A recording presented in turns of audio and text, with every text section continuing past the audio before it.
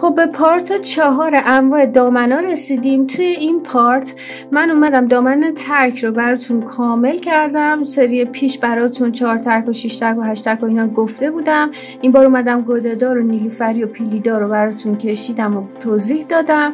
دامن کلوش هم همینطور، فرقاشون رو گفتم، الگوشون رو گفتم و دامن چیندار هم یه بخشی تونستیم که با هم دیگه چین‌های مختلف، انواع کمر، دامن قارچی، خیلی چیزا رو توی این پارت توضیح دادم. حتما ببینید و خوشحال میشم اینا رو وارد دفترتون کنید. هر سوالی داشتین ازم بپرسین و اینا رو پارت به پارت با هم پیش بریم تا بتونیم که همه دامنا رو با هم دیگه یاد بگیریم. اگر که دوست داشتین ازم حمایت کنید، بریم که با هم نگاه کنیم.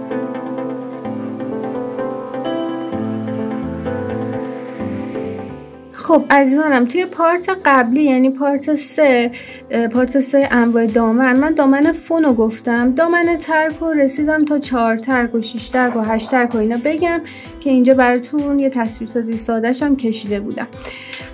ببینید الان من میخوام بقیه ترک ها رو بگم، کلوش رو بگم، اگر رسیدم انواع دامن های گشاده دیگه هم بهتون بگم.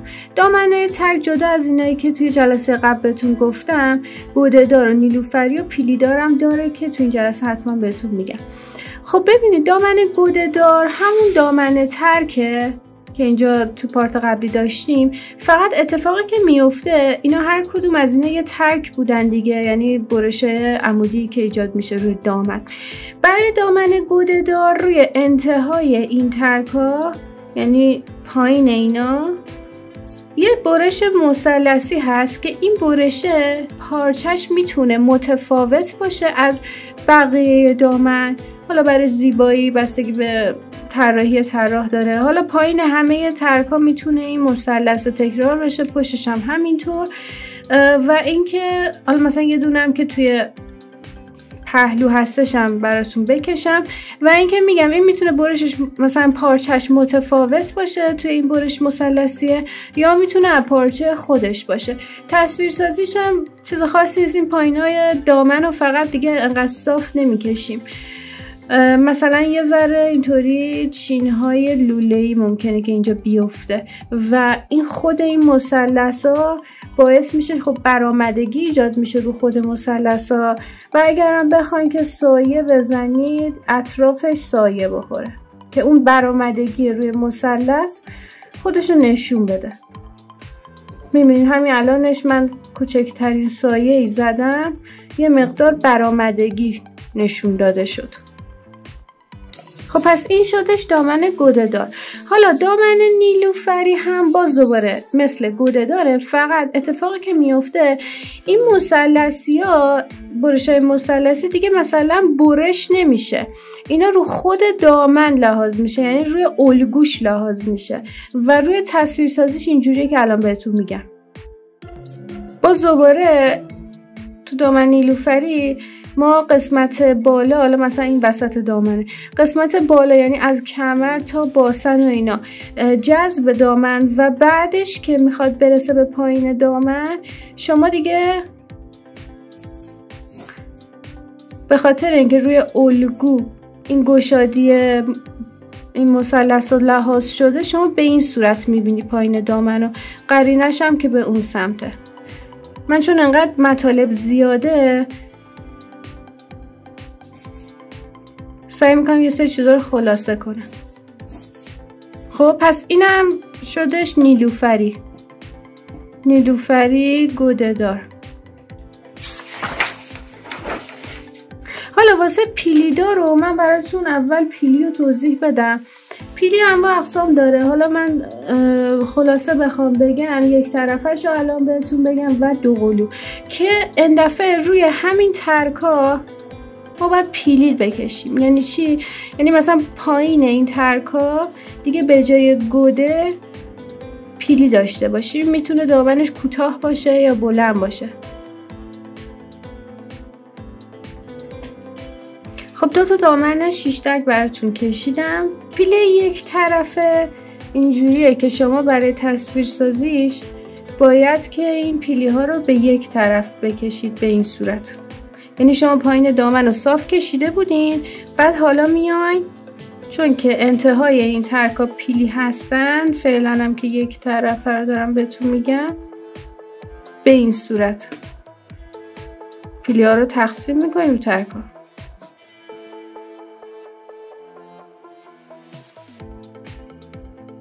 حالا من یه دونه دیگه براتون میکشم، دامن کوتاه‌تر با پیلی بیشتر. ناکنین یه بار دیگه تکرار میکنم، ترکا رو که کشیدم پایین دامنم که قدش رو مشخص کردم، بعد میام به این صورت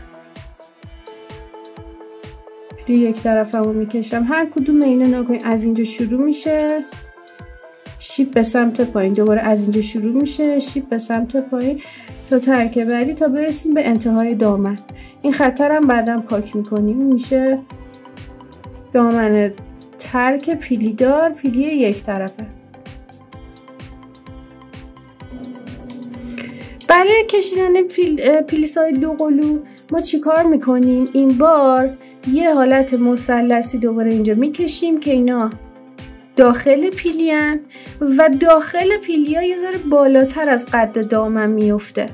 خود قد دامنم که سر جاشه اینطوری.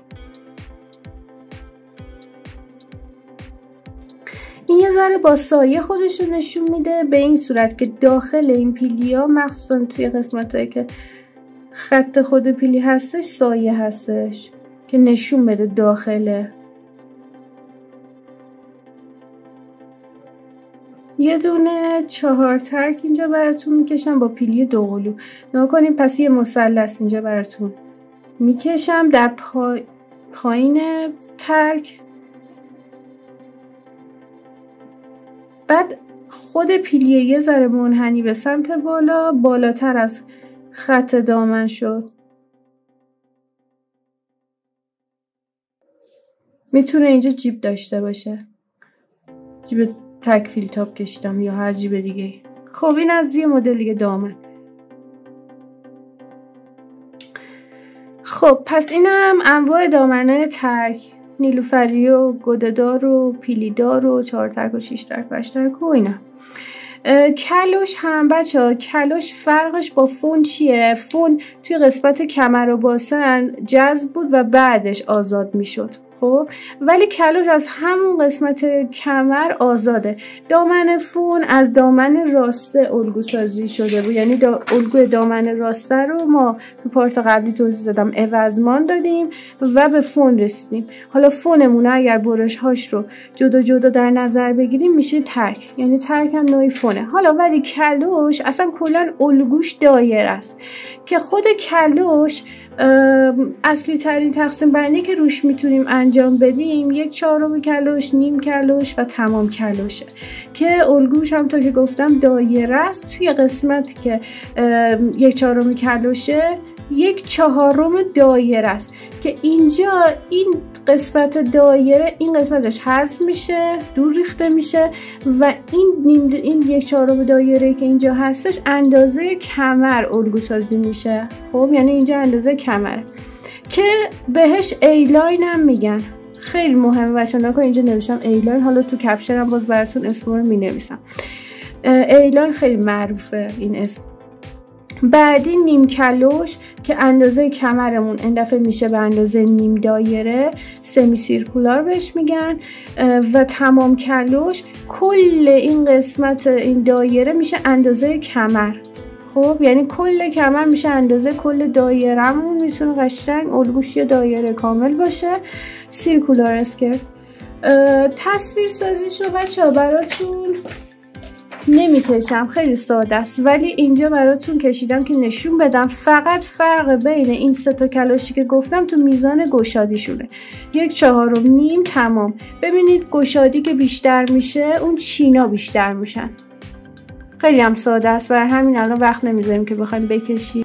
خب بچه‌ها دامن بعدی که میخوام بهتون بگم دامن چین داره که یه مدلش میتونه چین سوزنی باشه. حالا چین سوزنی هم جاهای مختلفی میفته که من براتون توضیح میدم. ببینید شکل الگوش یعنی قالبش این شکلی، سیلویتش اینجوریه. مثلا اگر دور کمر 1 متره، توی الگو اینو 3 متر پارچه در نظر میگیرن، انقدر پهن در نظر میگیرن، بعد اینجاها رو میان دور کمر رو چین سوزنی میدن که این 3 متر جمع بشه 1 متر مثلا دور کمر بشه، که حالا به روش‌های مختلف میتونه باشه. مثلا اینجا یه کوک درشت بزنن، نخش آویزون باشه، بعد اینطوری بکشن، وقتی که میکشن اینجا چین سوزنی میشه و اندازه دور کمر میشه.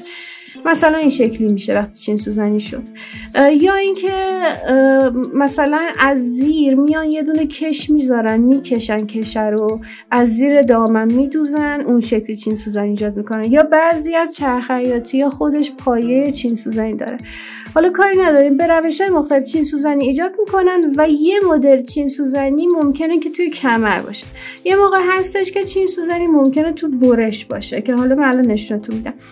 بذاریم دونه دونه پیش بریم. وقتی که توی کمر بخواد باشه، پس الگوش این شکلیه که این کمر انقدر باید گشاد باشه و فقط کافی این چین سوزنی ها رو تو تصویر سازی این شکلی بکشین که اجازه بدید من براتون یه کوچولو اینم کشیدنش هم بگم.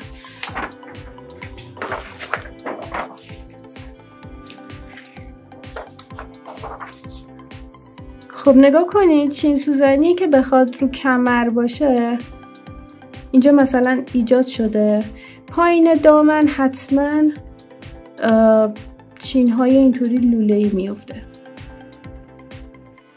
خب من یه مداد بردارم، با اتود نمیشه زیاد سایه زد.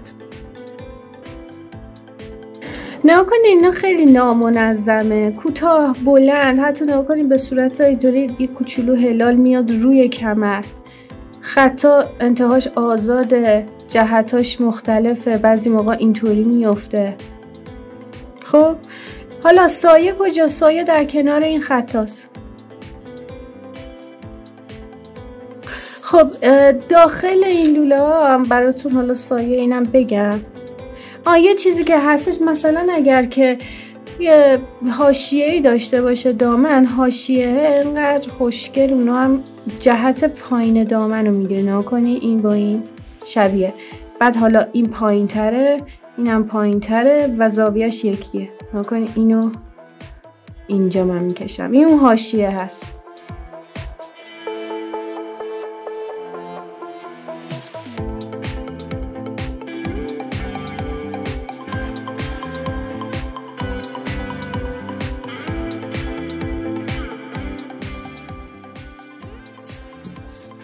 خب نگاه کنین اینجوری شد، دامن چیندار، چین تو قسمت کمر، خود فرمش هم که همون اون استوانه بزرگ است که بهتون گفتم. حالا چین توی جاهای دیگه هم ممکنه بیفته که الان میخوام بهتون بگم. نگاه کنین مثلا چین تو برش بیفته این شکلی میشه.